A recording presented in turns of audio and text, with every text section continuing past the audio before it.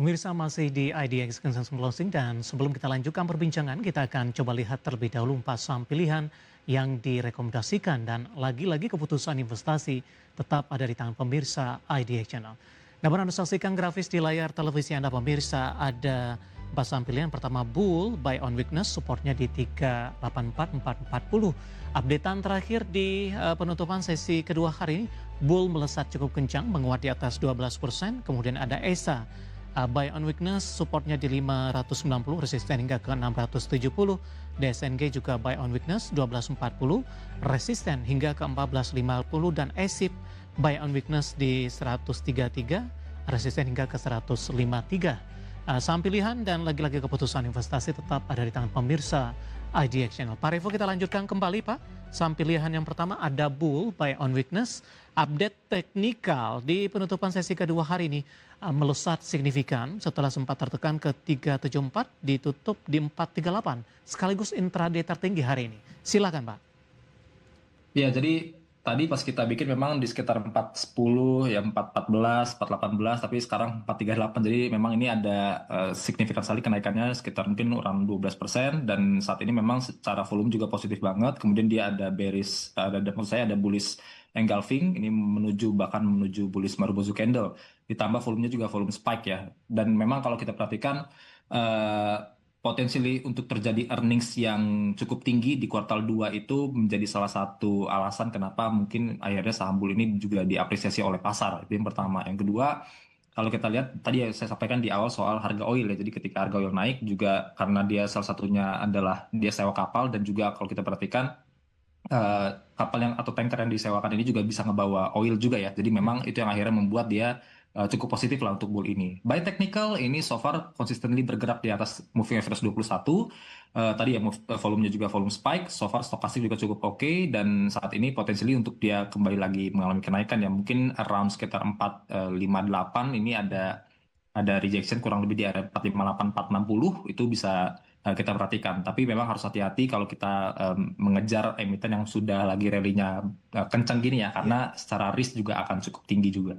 Baik, berarti ada sisi perubahan dari sisi resistennya Pak, karena penutupan hari ini 438, resisten pada tadi siang masih 440.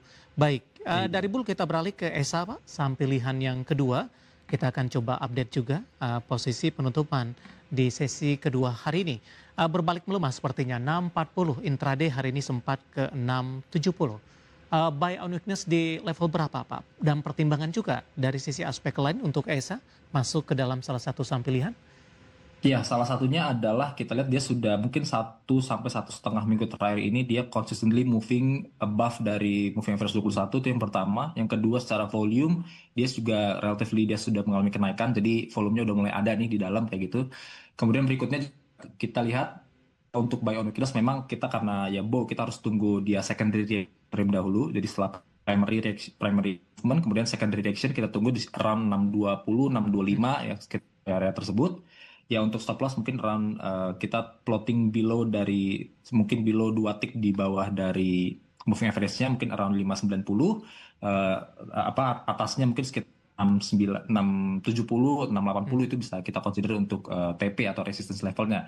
Sementara kalau bicara soal fundamentalnya, mungkin karena kita bicara soal ESA, berarti kita bicara soal ammonia price, yang mana ammonia memang agak mengalami pelemahan, tapi basically kalau kita tarik jam mungkin 1-2 kuartal terakhir itu relatif tinggi sebetulnya. Bahkan kita bicara dari bulan ya Juni ya, bulan Mei ini itu di atas angka $700 per metrik. Jadi itu angka yang tinggi sekali kalau kita compare ke kuartal 1 paling 500 saja udah gitu. Apalagi ini tembus di atas angka 700, atas angka 750 per metric ton, itu akan lebih tinggi. Artinya earnings di Q2-nya bisa jadi juga cukup positif untuk ESA seperti itu. Ya, dalam sebulan terakhir ESA sudah mengalami kenaikan signifikan Pak. Namun dalam jangka menengah mungkin 3 bulan dan 6 bulan masih mengalami tekanan yang cukup dalam. Meskipun sudah berupaya berbalik arah ke 600-an.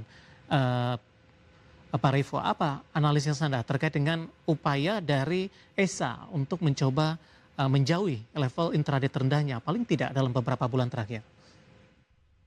Ya upaya upaya setahu saya sih memang salah satunya ya kita bisa lihat dari sisi positifnya tadi ya saya sampaikan soal amonia price sendiri karena dia kan cukup banyak ya revenue streamnya dari amonia. Jadi ketika amonia price kan dia bisa mendorong untuk harga sahamnya sendiri. Nah, biasanya uh, earnings-nya positif itu akan diapresiasi oleh pelaku pasar. Seperti itu Ya. kurang lebih itu yang Hmm. pertama. Yang kedua, kita lihat dari saya sampaikan kalau by technical itu volumenya yang Hmm. volumenya itu sudah bentuk ya. Jadi mulai kebentuk mulai agak stabil. Meskipun memang belum setinggi yang kalau kita compare ketika di bulan April ya. Bulan Ya. April itu volumenya cukup tinggi ya. April tanggal 20-an lah, 20 April itu volumenya cukup tinggi. Memang tidak setinggi itu. Tapi saat ini sudah mulai beranjak mengalami kenaik untuk transaksinya naik, berarti sell value juga naik juga. Nah, itu yang artinya sudah mulai dilirik lah kurang lebih itu untuk ESA. Baik. Kita beralih ke saham pilihan yang ketiga pada SNG. Anda juga rekomendasikan buy on weakness. Tadi supportnya 12.40, resistennya 14.50. Hari ini posisi dari DSNG berbalik mengalami pelemahan cukup dalam 42,96%.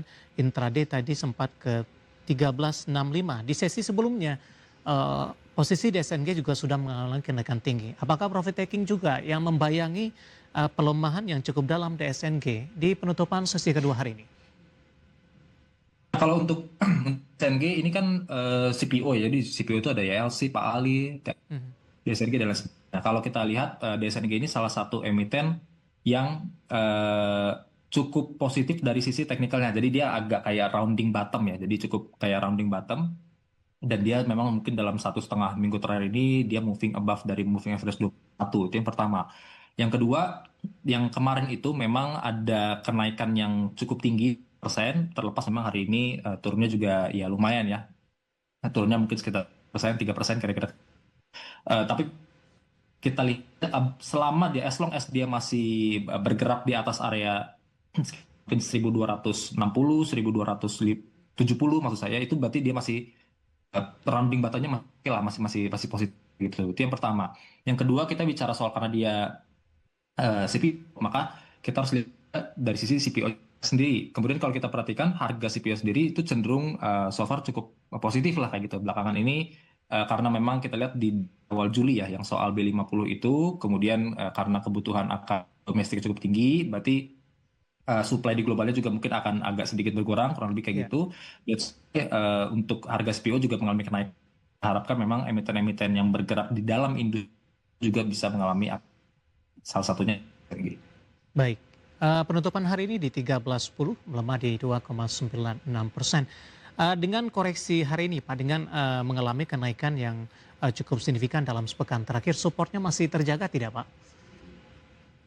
Untuk level 13.10 karena kan baunya di sekitar 13.20 ya sampai Iya. 13.30 kurang lebih. Jadi ya 13.10 masih cukup relevan lah ya. Itu kan nggak jauh beda ya. 13 let's say 1300 13.10 itu kan relatif nggak jauh beda dibanding 13.20. Jadi masih cukup relevan. Yang jelas yang perlu kita pantau di angka 12.40-nya itu sebagai Mhm. stop loss momennya. Jadi ketika itu turun di bawah ditutup di bawah 12.40 Ya. ditambah lagi let's say ternyata volumenya mengalami kenaikan dibandingkan mungkin 1-2 hari sebelumnya, nah ini mungkin akan Iya. menjadi uh, concern ya, kita perlu hati-hati. Baik, kita beralih ke saham pilihan yang terakhir pemirsa, ada ESIP, Sinergi Inti Plastindo Tbk. Hari ini ditutup menguat 6% di 139, intraday tadi sempat ke 151. Di sesi sebelumnya juga sudah mengalami penguatan, Pak, dan di pembukaan sesi pertama pada pagi tadi langsung melesat ke level intraday tertinggi hari ini, dan jelang penutupan atau pasca penutupan ini posisi penguatannya juga sudah mulai terbatas. Analisisnya untuk ESIP. ASIC basically masih dalam konsolidasi. Konsolidasi terjadi dari akhir Juni, jadi mungkin sekitar sebulan terakhir itu dia sideways aja, relatively nggak bergerak kemana-mana ya kan. Halo Pak Revo. Ya, tadi kita Ada sudah, ya. Halo Pak volume Revo. yang tinggi sekali di hari ini. Ya, Yes, yes. ya terputus-putus Pak, silakan di flashback sedikit aja dari yang terputus tadi. Mhm. Ya, jadi dalam sebulan terakhir dia bergeraknya kan sideways Mhm. konsolidasi, tapi yang menarik adalah dalam hari ini itu ada volume yang tinggi sekali, jadi volume spike terjadi meskipun memang ada tail yang panjang ya dari 151 highest point-nya ditutup ke sekitar 139. Ya, Tapi dengan volume yang tinggi ini mengindikasikan memang adanya ya itu tadi adanya transaksi, berarti di dalamnya mulai banyak lagi orang-orang yang melirik juga. Karena biasanya memang S&P juga berkaitan dengan kalau ada Selat Hormuz atau apa yang gangguan-gangguan supply seperti itu biasanya dia ada mengalami kenaikan lah kayak gitu. Jadi memang dengan adanya kondisi-kondisi ya tadi oil juga naik, kemudian juga ada permasalahan apa namanya yang terjadi di luar sana. Jadi memang akhirnya membuat S&P bisa mengalami apresiasi. So, baik. kalau ngelihat harga saat ini sekitar 139, ya mungkin kita bisa bow di sekitar 138, 139, itu bisa diperhatikan juga karena agak cukup menarik juga, tapi memang perlu dipaspadai di area stop loss-nya ya. Jadi mungkin Ya. kita bisa agak ketat untuk stop loss S&P sendiri, yang mungkin around 133, 132. Baik, empat saham pilihan yang direkomendasikan ada Bull, ESA, DSNK dan juga ESIP dan lagi-lagi keputusan investasi tetap ada di tangan pemirsa IDA Channel. Pak Revo kita hold sebentar Pak, saya akan coba sampaikan update penutupan perdagangan di sesi kedua hari ini dan juga beberapa informasi grafis yang berhasil dihimpun oleh tim redaksi kami. Dan pemirsa di penutupan perdagangan di sesi kedua hari ini di harga saham gabungan masih ditutup di zona merah, tapi laju pelemahannya sudah mulai terbatas ketika intraday dari sempat melemah di atas 2%, saat ini melemah di 1,88%, masih bertahan di 6.100-an, tinggal beberapa poin dari posisi 6.200-an. Posisi penutupan tepatnya di 6.196,430, posisi intraday tertinggi hari ini dan tetap berada di zona merah di 6.268,534. Langsung saja kita ke grafis yang pertama pemirsa, kita akan coba update seperti apa posisi penutupan beberapa indeks lainnya.